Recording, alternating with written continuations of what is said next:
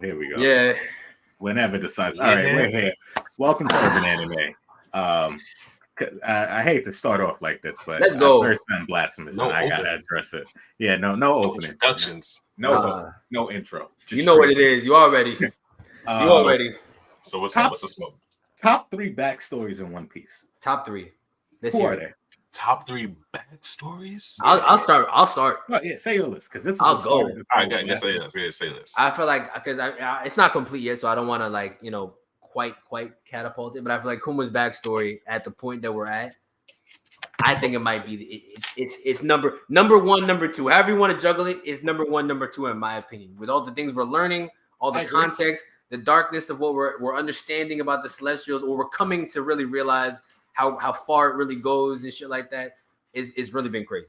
1 or 2. I have Robin probably also 1 or 2. Robin 1 or 2. Right? Odin's backstory. The Odin flashback is 3. It's easy 3. Easy 3. All the shit we learned, Roger, Whitebeard. Listen.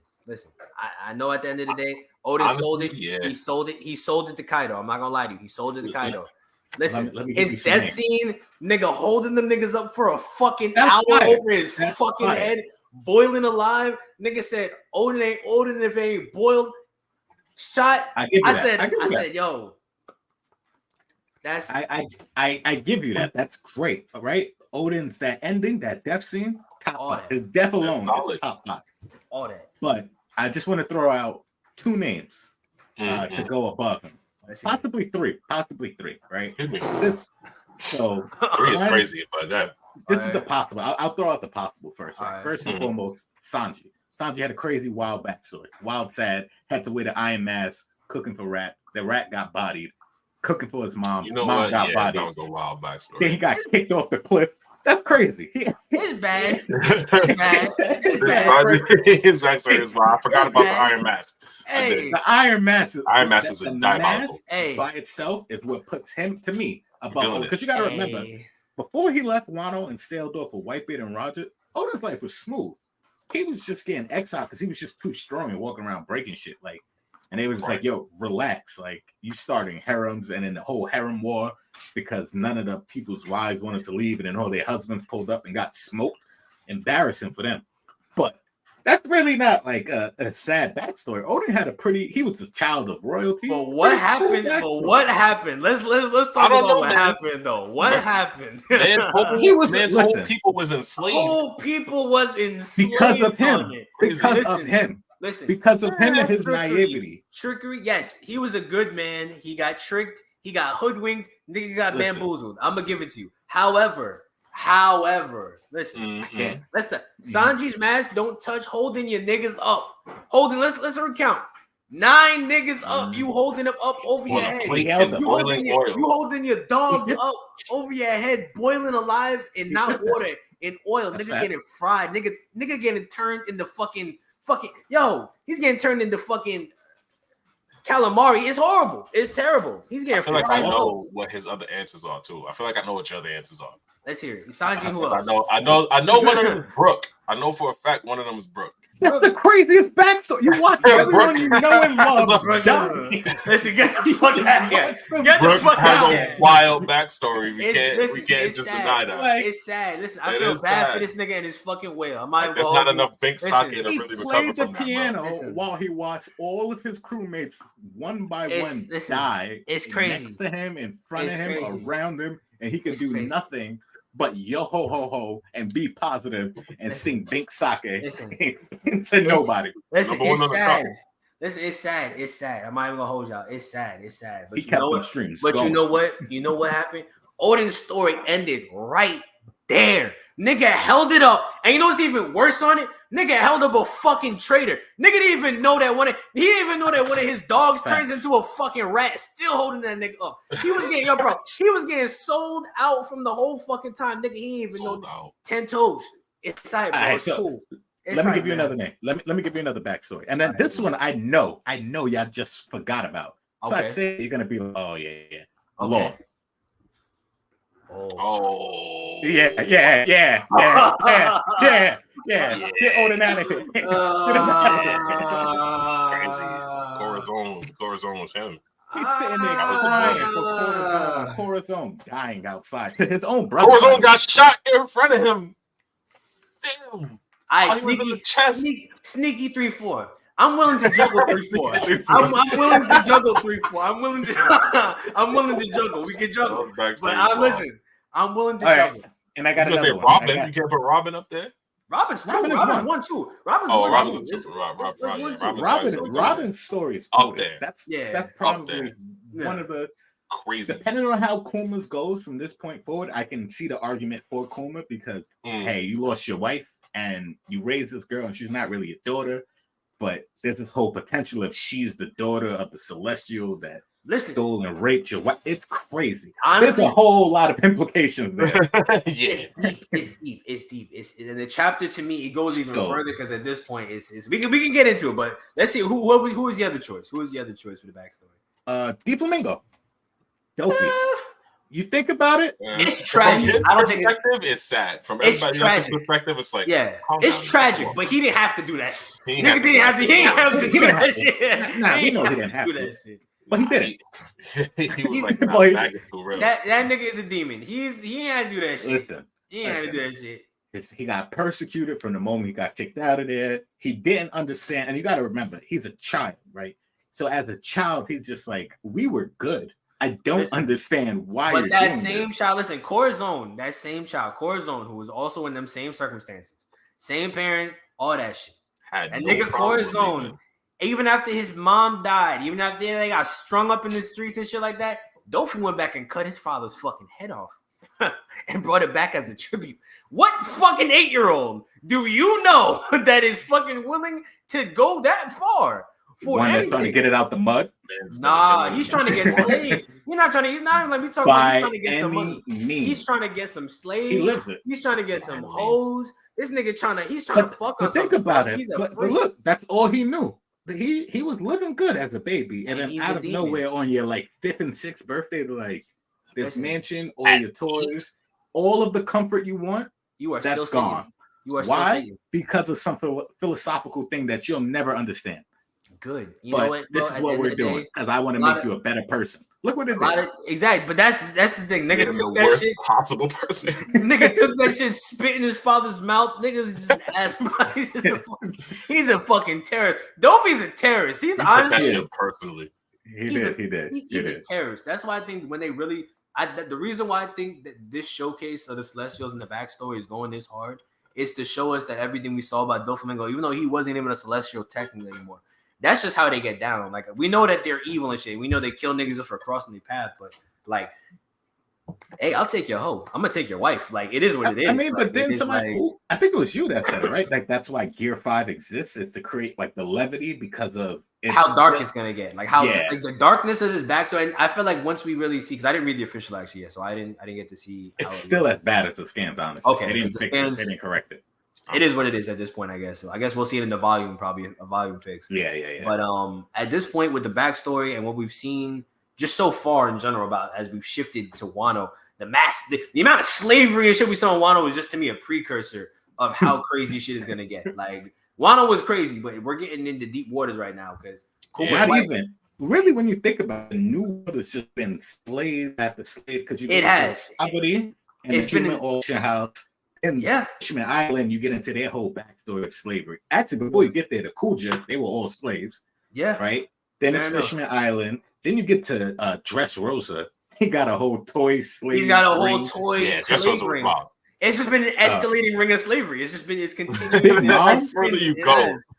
Big Mom actually is enslaving them because she's got their souls pretty much hostage. It's like either you, if you want to stay, give me your soul. If you want to leave, give me your soul. Like, there's really a lose-lose situation there. And then you get Kaido, who's like the pinnacle of all slavery. The pinnacle of slavery. Man, he's the slave king. The whole island is enslaved. Everybody enslaved. Everybody, no discrimination, just slaves. Everybody's slaves. I don't give a fuck. There's gang, then there's slaves. You 97 slave, fucking 6 years old slave. Doing the same job. Talking about. He said, doing the same rocks. Move over there. This big rock over here. Nah, why? Because I feel like yes, slavery, nigga. We're not even building Thunder shit, Bongo bro. goes crazy. they're not even building nothing. We're not even building shit, nigga. We just stacking them. Move it Same left, there.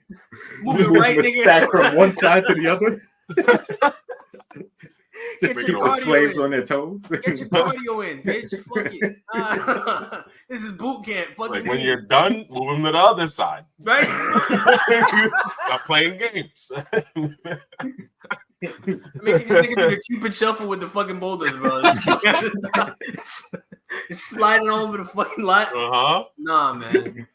Man. We're gonna get into some dark shit. I think now we're just seeing because you said you think Kuma's gonna pull up, and I feel like I think he's gonna pull up on some suicide shit. I don't think he's gonna pull up here. I think he's trying to get right now to marriage one. I think he's climbing the wall. I think he's trying to get up top. I think he's gonna pull up and just just blow the fuck up and try to kill as many as possible. Nah, tell me your pain bomb idea, because I heard that and I was just like, that's the craziest thing. So I think this is what I just said. I think he's gonna do that, but I think what he's gonna do is extract all of his pain. I think he's gonna extract. I think that in a way, that's why he's allowed himself to be enslaved, or just at least it's been part of the reason why he's been enslaved. I think he became enslaved or just worked for the government in general to cure Bonnie's disease. That's what I think. I think that's why he decided to be like, I'm gonna become a government dog just to cure Bonnie's disease and quit the revolutionaries, because we saw him do that in the chapter, because I have to cure a disease. So I think that's why he quit. But I think in turn, he became their dog so that could happen. But I also think, I believe now he's taking the amount of damage we've seen this man take in the series and still be alive to this point, to chapter, what was it, to 1098 we're on, is actually fucking their blood, man. It's fucking crazy. Their blood is crazy. He's taken a lot of damage. I think his final act in the series, I think he's going to take all of the pain that he's received and extract it and then just detonate. I think he's going to take it to Mary Joie. Bow! Oh, that shit, just let it fucking let it go. Just let it go on them niggas. Just bow. Pain nuke is crazy. Pain nuke, just blow them niggas the fuck up. And I don't think it'll kill all the Celestials, but I think it'll be a wild enough blow that I think it'll be the signal. I think that might be the signal for like the world government, where the final stage of the world government is playing. Oh, the Celestials have been. This will be the first time ever, really, if you really think about it, that the Celestials, one in their home territory, have been successfully attacked and hurt or killed. I mean, it'll be the second time in the last couple months. But they got killed. A chunk of them, not all of them, but a chunk of them get killed. A good amount of them get killed, die. They're moving God Knights out. Shit is getting different. Shit is getting different. We're talking about full engagement, and I think that's why Dragon's going to step in. I think that's why Dragon's going to have to appear, because we're going to see some full engagement between the highest levels of the Celestial Dragons and the military and the government have to engage with the world now, because we're getting to this point where it's like, okay, shit, the stakes have to go higher. And I think Luffy's definitely going to escalate them in all that he's doing. But I think the world in general, if you notice, the world always kind of rises to the challenge of where the Straw Hats are going. So whenever Luffy does some crazy shit like he did at Enies Lobby, which is arguably the craziest shit he had done at that point, or even, you could argue somewhat, some might say to this day, some might say to this day, but it's after he did that shit, and like Impel Down, honestly. Impel Down was also in fucking insane. Niggas don't talk about that feat enough. Crazy feat. That's top pirate feat. I don't think niggas talk about that shit enough. That's crazy. Blackbeard really riding the coattails off Luffy, because that's a crazy feat. Like, that's an insane feat. But besides that, yeah, like this nigga has, when he did that Enies Lobby shit, we saw it immediately. Okay, slope of this shit is getting different. Slope is you was here, now you is looking crazy.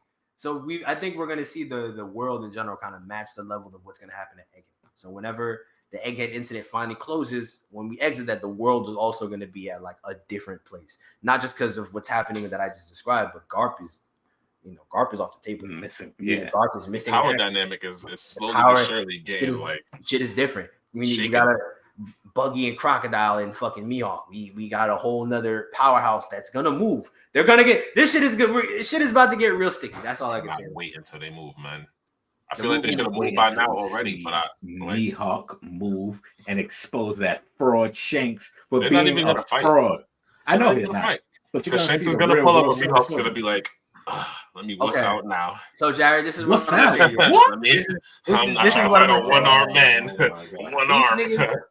I think we'll see Shanks fight before we see Mihawk fight, and I think that's bad. I think that's bad. I don't think I don't think that's good because I think saving Mihawk for later kind of builds up the mystique also because the later it takes for us to see characters, we know they just have to continue to at least grow in strength. The escalation is going to continue to grow. If we haven't seen you, that means your strength is off the table, which means you're most likely a top tier character. I don't think we're going to get a whole bunch of fodder. I don't know. We might see Shanks and Mihawk fight because at the end of the day, they got to get the poneglyph. They got to get the poneglyphs. I think they're going Shanks has pretty much all the copies as well as. Well, do you think that Buggy knows what to do to find? I think he has a general idea. I think he was with them when they found the poneglyphs. I think he knows. Go to Last Island. I think he knows. So I think he's probably just waiting for the right opportunity to probably jump Shanks, but I don't think he's going to get that opportunity. I don't think he's going to get the opportunity. I think he's going to miss it because Blackbeard's going to fucking intervene. I think Blackbeard's going to intervene.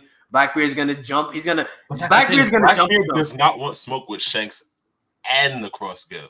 And it's one thing to just jump Shanks. I don't think he's gonna run. I think he's gonna beat Shanks and run because he's gonna be damaged from the fight, and he's not gonna want to deal with no Mihawk. He's gonna beat Shanks, and then he's gonna turn the corner, and then Mihawk's gonna be right there. It's like you took my prey, and then Blackbeard's gonna be like this, Shanks and then warp up out of there. He's not gonna fight.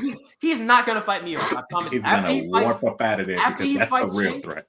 After he fights Shanks, there's no way in hell he's fighting Mihawk. Shanks he's not gonna have enough energy for that. No. He's not fighting both of them. No fucking way. No fucking way. If that's worst case scenario. If they pull up at the same time, worst case scenario. Worst case scenario. Let's pack up, get back on the boat. He's leaving. Worst case scenario if they pull up at the same time. Horrible. Unless they decide to go three-way, because that just could just be what it go. That just might. That would be disgusting. They could just turn into pirates. They could just decide to be pirates. I mean, yeah. If they want to get crews involved, that could be. They just turn into a free fall. Crews get involved. I don't think Shanks can. You said Shanks wins? Yeah. If they get crew involved, Shanks wins. Yeah. But that's the thing. If it gets sticky like that in the heat of battle, I don't know who's taking it for real. Like Shanks has the best crew. It's Shanks. It's Shanks' crew because he's got at the very least, Ben Beckman. Ben Beckman, Lucky Rule. He's got Yasa. And what's the other one? Monster. And that other nigga that does hyper beams in Film Red. Like, and a monkey. And a monkey. The monkey, I think that is Monster. Yeah, the monkey. Yeah, that's Monster. Monkey goes crazy. Yeah. So I think that crew beats Blackbeard's crew because the 10 Titanic Commanders, meh. Okay, but you have to factor this in. If we're talking straight free for all, right? Straight free for all. I think Crocodile, and this is me right now. I haven't seen any proof, so this is pure speculation. Pure speculation. Hear me out. Crocodile, I think, is a wild card in this battle, and I'll tell you why, right? We don't know how strong he is, and I think if he has hockey, if he has even good hockey control, right? Decent hockey control, right? He pull up a hockey, it's a wrap. He's an issue. He's an issue, especially in a group battle, in a team battle. I just got 2 words, just 2 words. Conqueror's bullet. That's it. That is it. Not just a bullet with conquerors on it. It's really just the kind of end all be all for any Logia out there. Beckman can do that. But what is Blackbeard doing in all this? If Blackbeard is into jumping, it's out of pocket. Anything that's happening in a session like this, if we're talking about a straight 3-on-3, if we're talking niggas are just jumping each other, I don't think we're gonna get a scenario where it's just gonna get. We're gonna see the strongest characters up against potentially like weak characters. Like I don't think we're gonna see that. Yeah, it's gonna have to be captains be captains. It's gonna. I want to say it will be like that, but from that too often. I don't know. Unless the gap is really that crazy in strength, we don't see. You got a nigga like Shiryu running around with the invisible fruit in the heat of battle like that. What's the invisible fruit? What's the invisible fruit awakening? He's gonna run up on Buggy, and then Buggy's gonna get cut in half and be like, "What the hell is going on?" And then Shiryu's gonna keep doing it. He's gonna be like, "What's happening to me?" Like he's just gonna be confused, and that's Buggy taking Shiryu out of the fight.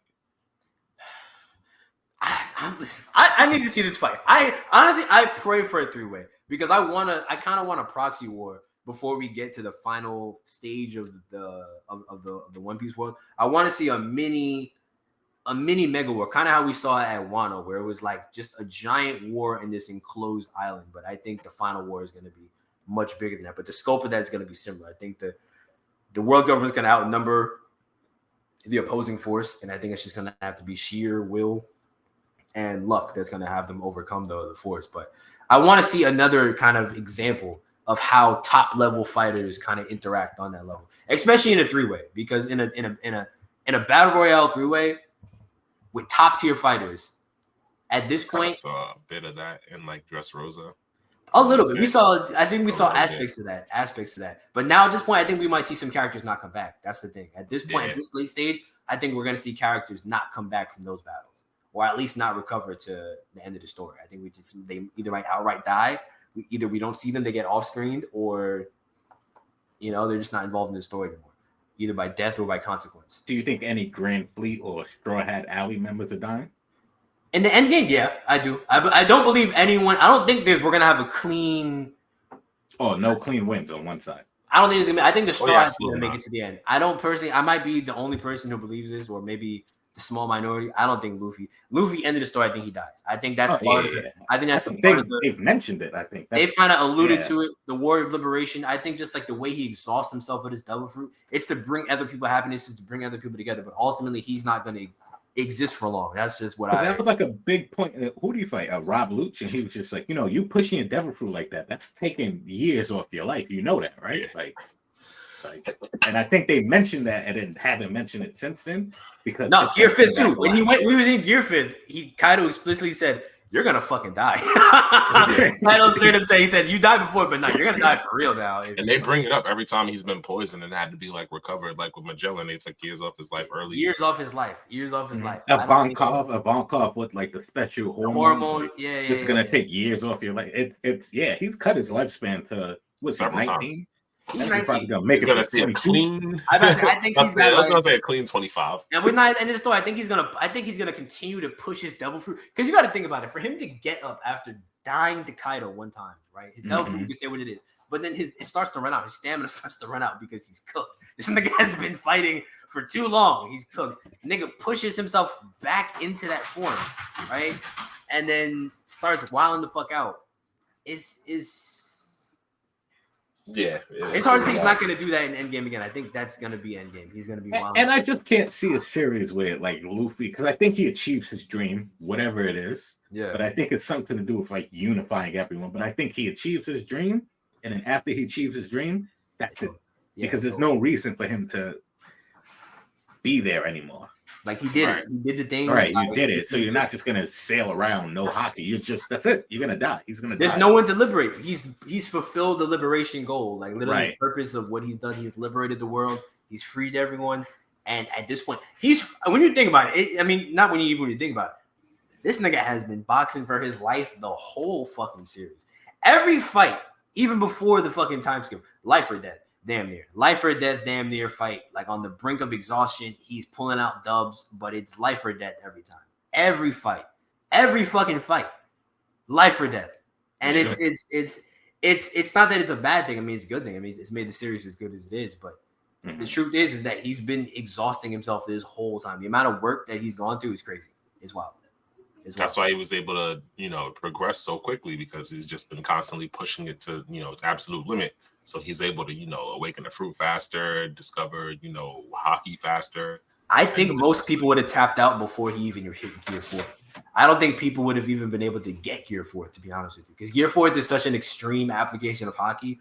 He immediately went from not being able to hurt Doflamingo to being able to wax that nigga, wax him instantly. Like that's like. I want to say Gear 4 is that it's the difference maker between having. I think Luffy could have honestly got by if it weren't for like top tier niggas like Kaido with just Gear 4 as like his main power source. He's beating most niggas. He's beating commanders with Gear 4. He's wiping. I argue Gear 4 is not like a natural progression of his devil. I agree 100%. I agree 100%. Gear 4 is definitely something like he invented. He invented that. It's not like Gears 2, 3, sure. Both make sense for the progression of his devil fruit. I think Gear 5 should have really been 4, honestly.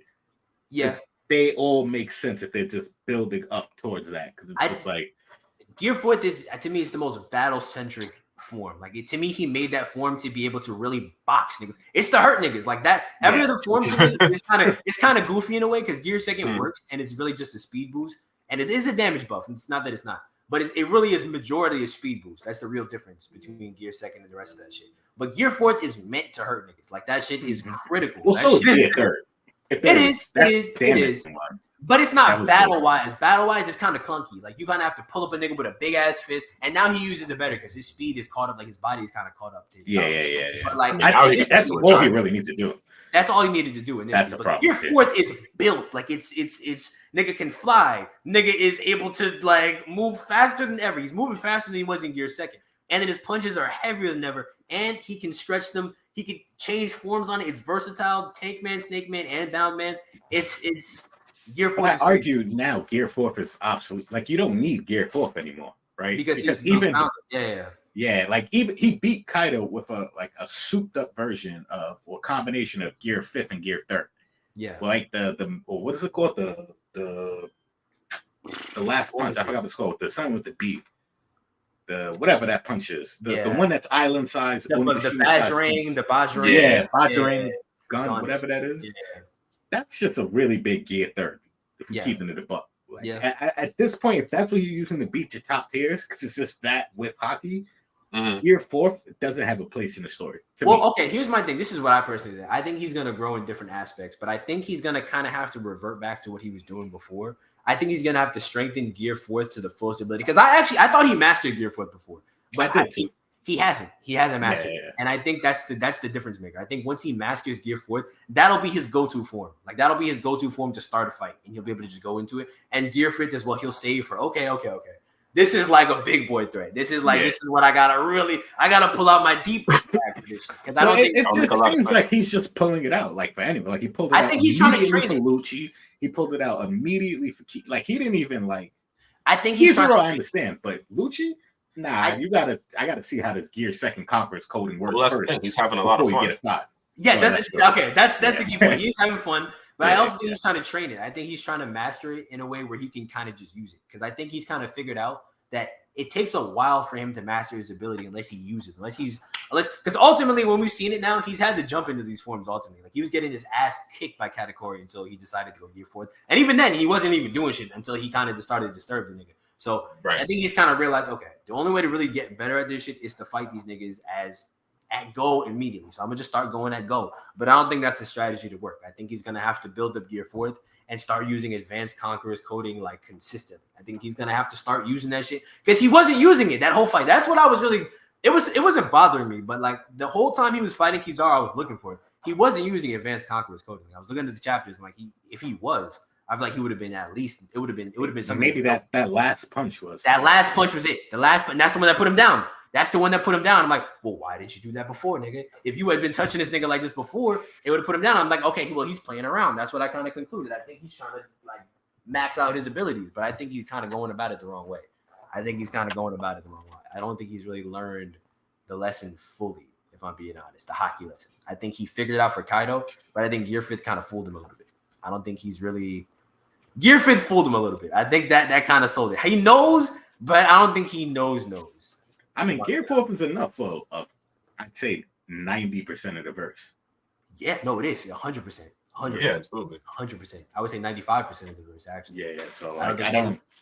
But Gear 5 is going to allow him to complete with Yeah, Gear 5 is the 1%. It's the 1% of the world. That's why I think he needs to master Gear 4, because I think just having that control and being able to use that amount of hockey, especially because Gear 4 drains hockey. You master that, hockey control is going to be insane. It's going to be an insane. Yeah. It's kind of like Enma with Zoro. Like, once he masters the hockey, like at least how to master that, your hockey control is going to be insane because you can manage it efficiently now. So when do you think he finds the time? Do you think there'll still be one more time skip? I think it's going to be the heat of battle. That's how he always does it. I think he's going to kind of realize, okay, I think he's going to observe shit. I think he might figure it out by seeing Dragon pull up, because I think Dragon's going to pull up and be throwing hands with this nigga, but I think Dragon's going to be efficient. I don't think Dragon's going to be out here doing wild shit, even though I think he has a lot of power. I think he's going to take this nigga out with hockey for the most part. He's going to use his devil fruit, but I think he's going to take him out with hockey. I think he's going to put him down. Look at how Sabo fought before he got powers. I feel like that's Dragon's fighting style. Like, that's how Dragon fights. I think he's gonna be putting hands. It's literally called like the Dragon Fist, right? The Dragon Fist. They would separate his hands and do the whole Dragon Claw shit. And then I think that's how Dragon. That's how he does it. I think that might be like derived from like some marine technique that comes from a god. Could be. It could, because now that we know, we confirmed that Dragon is a former marine. Yeah. I think it comes from there. I out of curiosity, do y'all think Luffy could have beat Kizaru with Gear 4? Yes, I think if he really pushed I think if he really pushed it, I think he could have beat him with Snake Man. I don't think Bound Man would have been the ability to beat him. I think he'd have to probably get him. He'd probably have to hurt him enough with Bound Man and then change him to Snake Man and probably try to put him down. But Snake Man was barely fast enough with Katakuri. No, but when he was using against Kaido, he was putting hands on Kaido with fucking. Yeah, Katakuri was different. He had the future sight that was cooking for him. He was blessing, and even Kaido was to an extent too. Like he was using that to dodge it after a while too. That seems to be the only answer to Snake. The only answer to Snake Man. Yeah.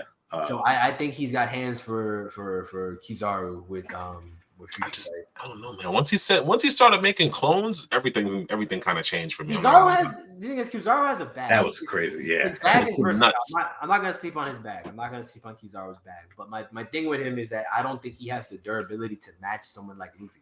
Because to me, what we've seen is your bag could be deep.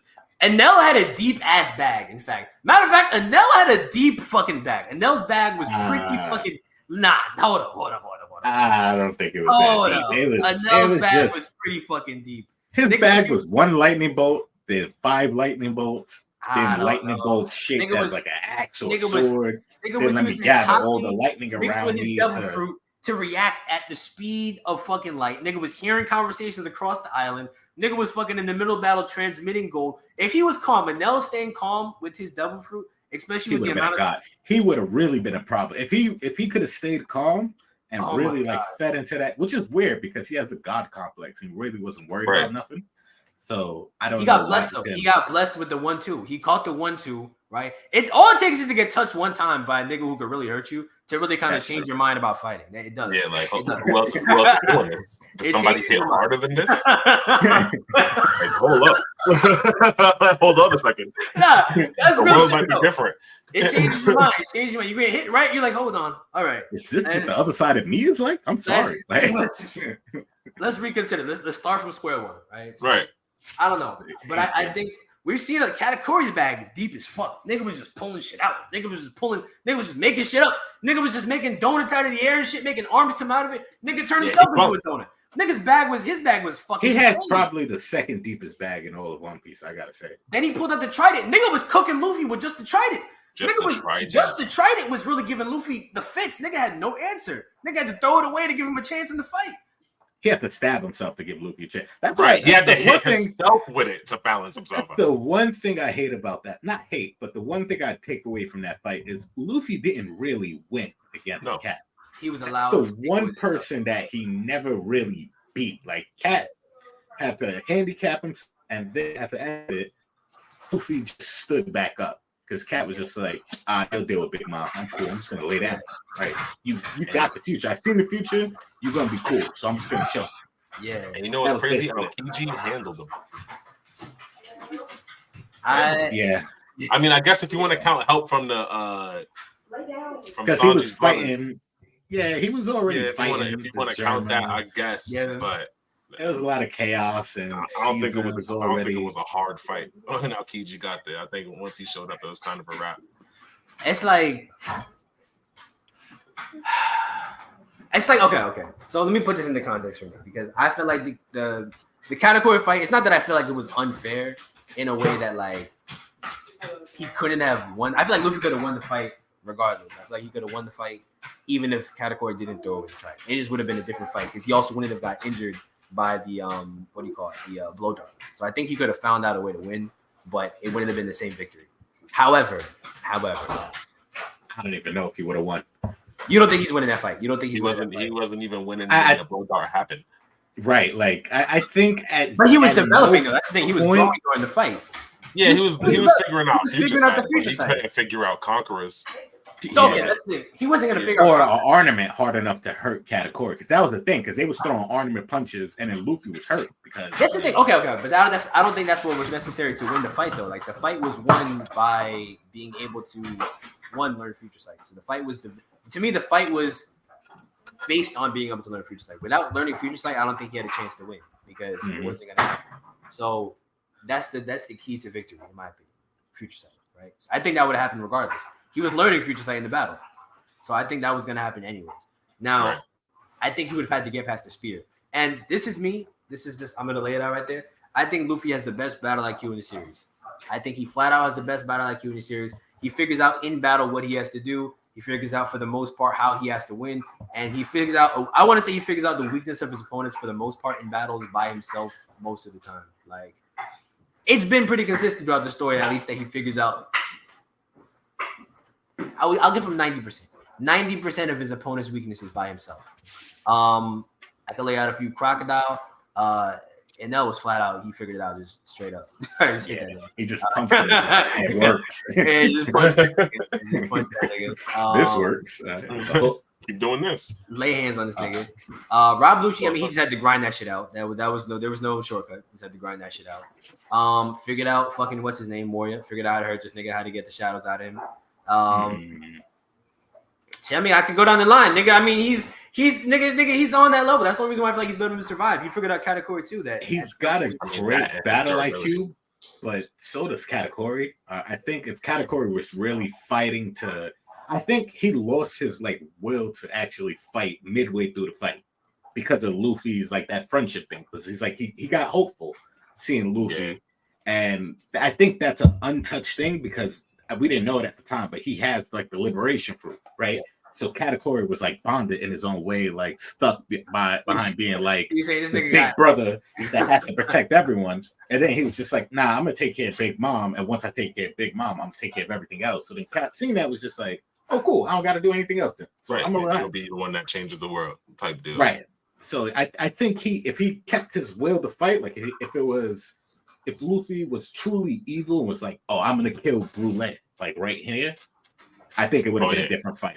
I mean, okay, I but think Cat turns up and smokes him. I don't think he gets a chance to learn Future Sight. But in One Piece, that's a strength boost. Everybody knows that. You tell somebody you're gonna kill their loved one, that's an immediate strength boost. That's at least 1.5 multiplier to your strength in One Piece. You tell somebody you're gonna kill their member of family.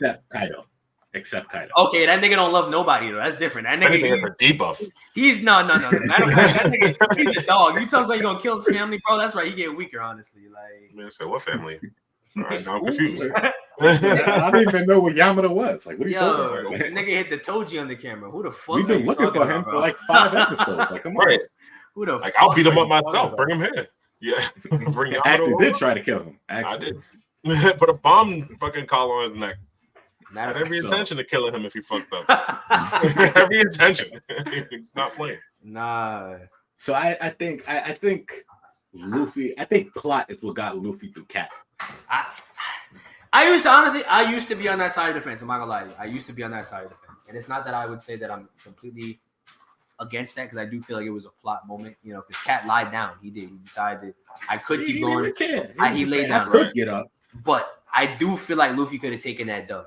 If it push comes to shove, if no interference is involved, no interference, and no one gets involved, I do. However, I think the fight goes longer. I don't think like the same meetup. I think that's the problem, though. Yeah, I think the fight goes longer. And I don't think the meetup happens. Luffy was spent by that point in the fight because he didn't get up anymore. That was it. He fought Cat, and that was it for Whole Cake for him. Yeah. So. If the fight would have lasted another 15 minutes, I don't know though, because I don't know if he would have. Unless he unlocks Gear 5th right there because he's on the verge of death. That's the only thing I can see. I don't think he would have unlocked Gear 5th there. I think he had to have another hockey bloom in order to get that level of strength, like the physical durability to get for his body to catch up with his double fruit. I think he had to get physically stronger for that to happen. But I think the difference is also because you gotta remember at that point he had been spent not just because he got he was using his stamina during the fight. He got severely injured. Nigga had a hole in his fucking stomach. You know what I'm saying? Like, nigga was leaking blood loss, all that other shit. I feel like that's definitely a big factor in as to why he was spent during the end of the fight, not just because of the boxing. Nigga had taken fatal, mortal wounds damn near and had to get up and walk and try to escape out of that situation. So that's where I feel like the stamina came from. But I think if he had to keep fighting, say there no damage like he had taken from the spear yet, right? No gut shot from the spear. He hasn't taken any damage like that yet. They're just on the same terms, I guess, fighting. Still the damage from earlier, but the same terms of fighting. I think he still managed to pull out with the dub. Now, I think he misses the window to escape, though. That's what I think the difference is. I don't think he's able to come out the mirror at the same time that he was supposed to come out. That's what I think the difference is. And that's the big problem. Because that's the big problem. That's the just gets exactly. So for the sake of the story, it's like, okay, no, it doesn't work out. But I think he could have pulled out the dub, but it just would have been a longer fight and not favorable for the actual, escape. But the only reason why I say it also is because I feel like the strength level that we've seen from him in terms of stamina up until this point in the story, I think he's got the best stamina in the verse that we've seen, at least that we've seen. Who, Luffy? That we've seen, because I know Kaino and Aokiji fought for 3 days, so I don't want to pull that out there. But in terms of what we've seen on paper, Kaido fought everyone for like a week. But did he die though? Did he come back from the fucking at grave? the end? I mean, he died. He died. I'm talking about, did he die and come back though? Is what I'm saying. Did this nigga die and once you put him down, he's down. Like that's what I'm saying. I'm talking about nigga has otherworldly stamina. Nigga came back. Plot. That's plot. Is that a stamina feat though, or is that a fruit feat? I feel like it's both because I don't think another person would have been able to do it. I don't think someone else would be able to die and then come back with the fruit. I think he's the one. I don't think Brook would actually.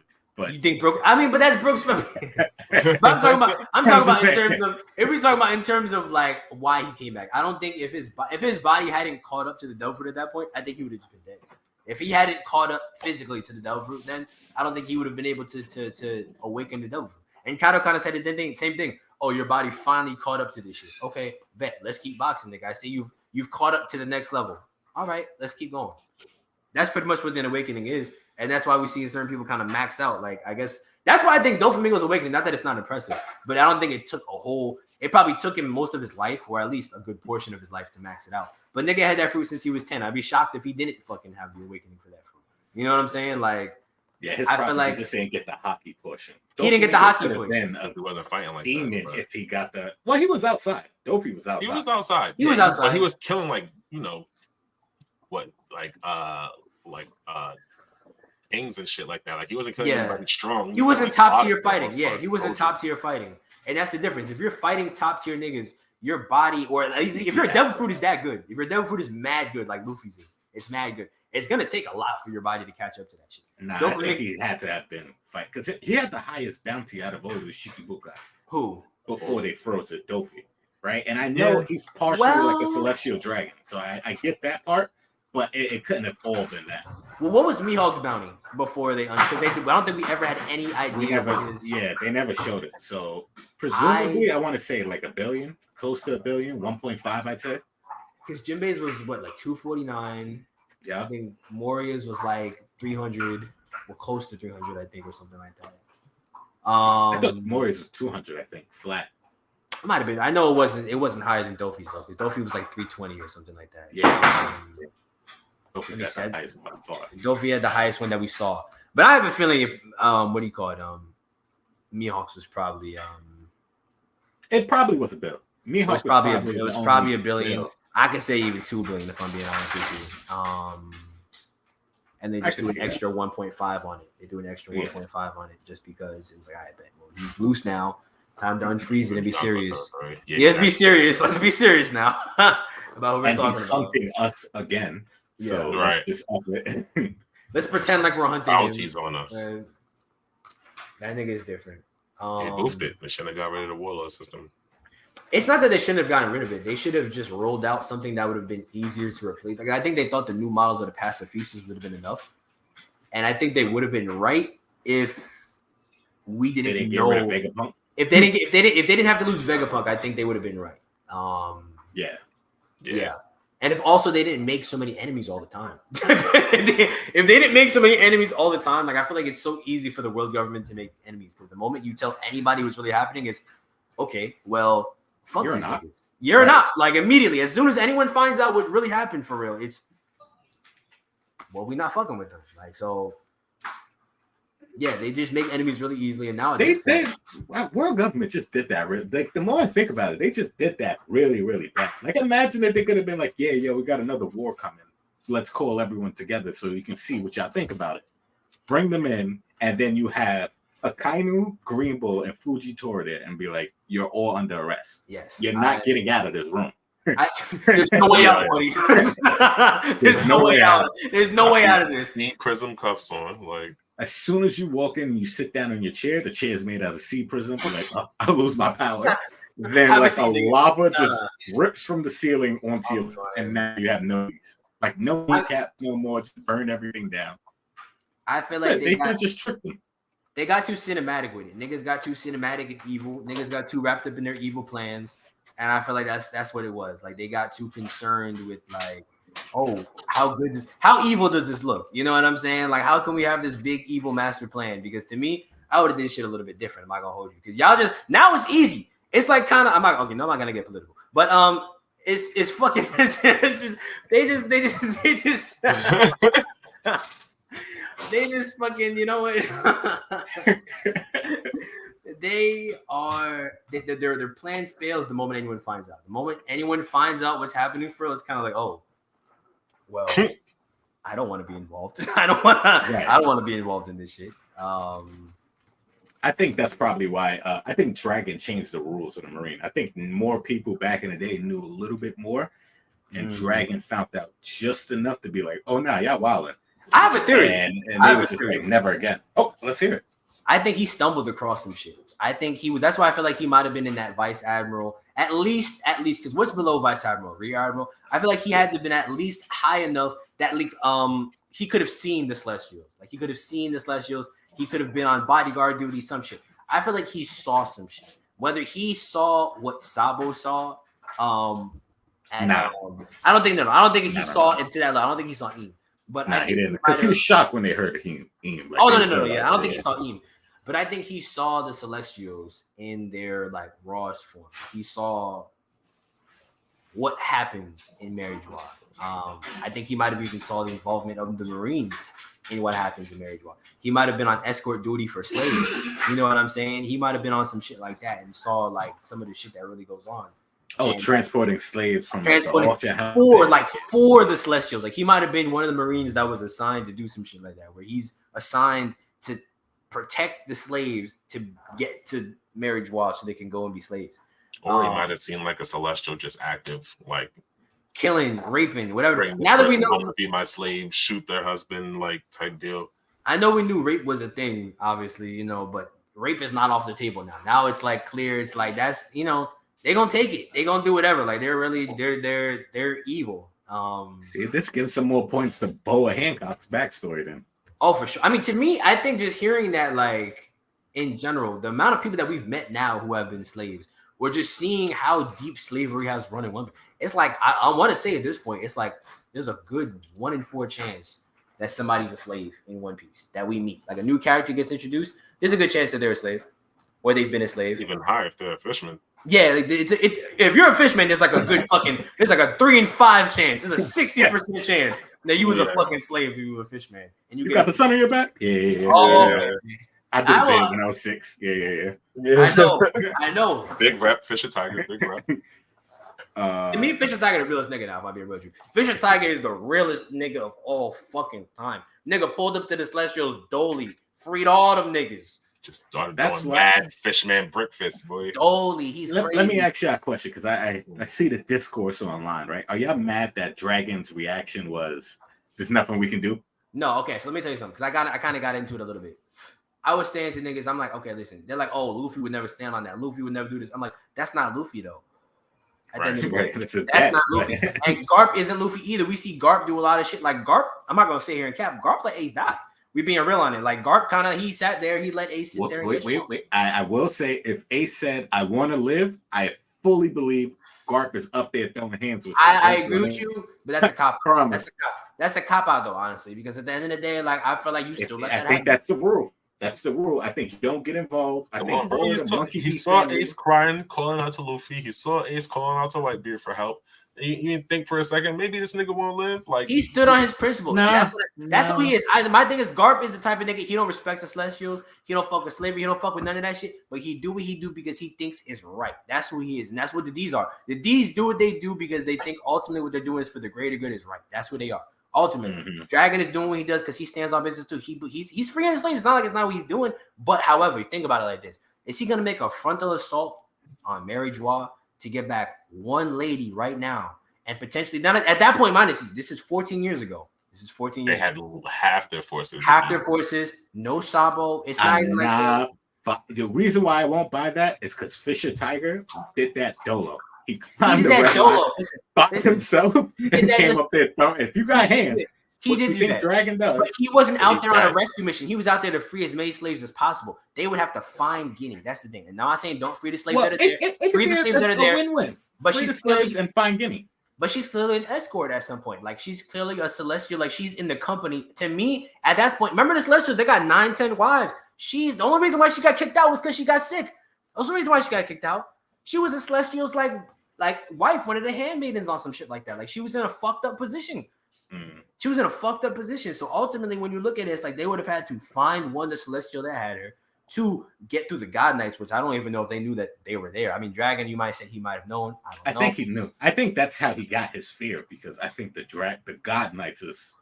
Like So the one he, thing keeping him he out of knows America what he's gonna have to offensively. get through. He's gonna have to run. How many celestials is he gonna have to mow through? How many people is he gonna have to go through to get How many Guinea people is he and going get to out of lose? Including No, himself. what if you climb the wall and he's right there? I don't first think celestial check is the one that you needed. So you never I- know until you try. And you have the perfect escape, which is Kuma, who's just gonna yeet you out of there. He's Yeah, gonna but he only used rock so you many. back home. Remember in the beginning of the chapter, the memory where he's talking about he exhausted himself, so he had to travel back by boat to get back to the revolutionaries. There's only a limit to how many people he could yeet across the planet. Yeah, that's my thing. It's like I don't believe Dragon would have been able to. Not that he would have been able to free the slaves. He would have been able to free the slaves. I don't know if he would have been able to get in it because once they also, mind you, once they realized it was Dragon. Once they realize that it's Dragon, that it's there. Once they see Dragon, they're gonna summon.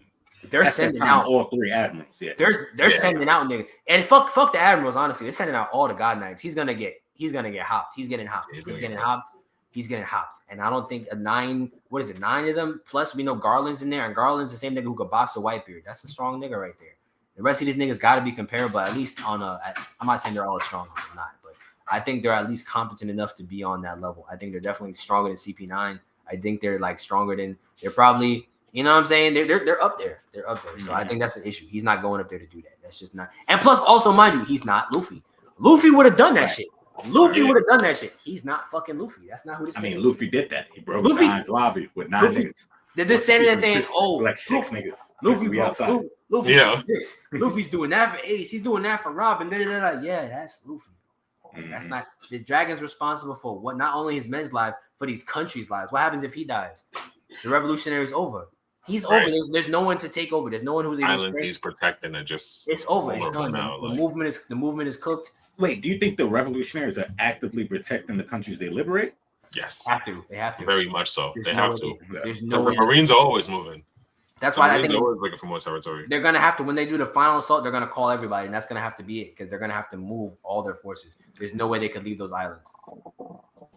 I don't know about that. That might be why they're spread so thin there, because that's just bad tactics. I mean, they kind of have to. That's why all the commanders, when they met up, they were like, "Oh, the North Commander, the commander from the West," because they're all spread out. Like they're not together often because they all have to be posted up at the bases around the world. Because if not, like, there's no way to protect all that shit. If they have, say, there's what they said, there's 297 countries affiliated with the world government, right? Mm-hmm. So say there's 200. Say there's even like, say there's like 60 countries that Dragon's liberated. Say he's liberated 60 countries. 60 countries is a lot of fucking countries to have to fucking control. And then on top of that, even without like Marine support, like world government support on the island, they can now like lose access to like supplies, food, stuff like that. So even if it's not like direct protection, you still gotta maintain. You know, you still gotta maintain the island with the supply lines is crazy. Yeah, with its necessities. So that's another reason they could be pretty fucking spread out. Because I do believe there's like way more like strong people in the revolutionaries. It's just like this is what we got. That's what I'm saying. That's why I do think they're kind of comparable. Tactical group. I think they're comparable to the Marines, at least at the top level. Not in terms of manpower. I don't think they have the manpower. I just don't. Mm-hmm. But I think in terms of the top level, like we could say the vice admirals. I don't think the admirals they have any manpower to match them. The admirals, but I think they have fighters that are comparable to at least like first, second commander level fighters, probably. If I had to bet, because there's no way you feel confident enough to pull up to Mary Joie and not have at least comparable fighters that can at least get you out of a situation. Right. I think we're gonna see boxing though in the end game. We're gonna see a revolutionary fight though. That's what we're gonna have to see. We're gonna see a revolutionary fight. That's why I think they're gonna pull up here. They're gonna have their numbers flex a little bit to help them get out of here because there's no way 30,000 troops are. You know what I'm saying? I think all of the revolutionaries died. To be honest. Oh no! All of them? Yeah. At the end game, or at the end of the battle? Well, not die per se, but maybe that's it. Like at the end game, they do their part, and then that's it for them. Like they're gone. They're outside of the world. They're outside of the story because I just don't. There's no point for them after a while. And I think what it boils down to be is like honestly, I think Buggy and the Cross Guild, somehow or another, become the new unifying force for the world. You know what? I feel like it's gonna end up having to be something like that, where it's like we're gonna see someone's gonna have to kind of supersede. Right, somebody becomes a new king-like figure because I think. But you don't think it's the revolutionaries? You don't think it's the I don't think it's. I think the revolutionaries they all die, or like 95% of their forces die, and then that's the end. I think we're gonna have a democracy. I think like when the world comes together, I think it's gonna be Vivi, and I think what's her name? Poseidon. What the fuck is her name? Shirahoshi. I think they're going to be the two leaders of like the new order. I think they're going to be the two because you got to think about it, right? Lily was Momo too. Momo too. I think I think matter of fact, throw Momo in there. I think we're gonna have. I think they're going to be the two. I think Momo's going to come in to be like the third piece. But I think they're going to be the two to really unite. Because remember the prophecy that I feel like kind of I bring back to when they were leaving, or when Roger was leaving. Two sovereigns. The two sovereigns are going to come in 16 years, and at first they're going to be able to move islands. They're going to be able to. Those two, like just Vivi's blood is special. There's something about her. Lily, we know that, but there's something about Alabasta. There's a reason why they were special. There's a reason why they also had the poneglyph that alluded to where the Pluton was. You know, like their involvement with the ancient kingdom is heavy. You know, we're gonna get some more backstory of that eventually, but I think Vivi and Shirahoshi, like their unity, them being friends, them coming together to lead the world is what's gonna make everything come together. I think Wano coming into the picture is just gonna make the world stronger because I think they're the world power that's been missing this whole time. Obviously, they also have an ancient weapon. So I mean, if that's not clear, like you know, what else is there? I still think the country of Wano itself is Pluton. Like you think it's like you think it's gonna turn into a robot? Like what do you think? Like how are we feeling? It's I think it's Thriller Bark, except it works. Like it's a mobile island. You think it's like a tank, or like do you think it just moves like a ship? It's an island that moves like a ship. Maybe it needs some assistance from like Zoe. You know, maybe that's the connection between Zoe and Wano. But I think it's something along that lines. Like Pluton is the core, that tall mountain that's in the middle of Wano. Yeah, I feel like that's like, you know how all ships have like, what is it called? The mast. Like, the mast. The mast. Yeah, it goes. Yeah. It's the mast. I think that's what's concealed in the mountain is this mass of this massive ship, Pluton, that can destroy islands because it is an island, right? It's a whole nation.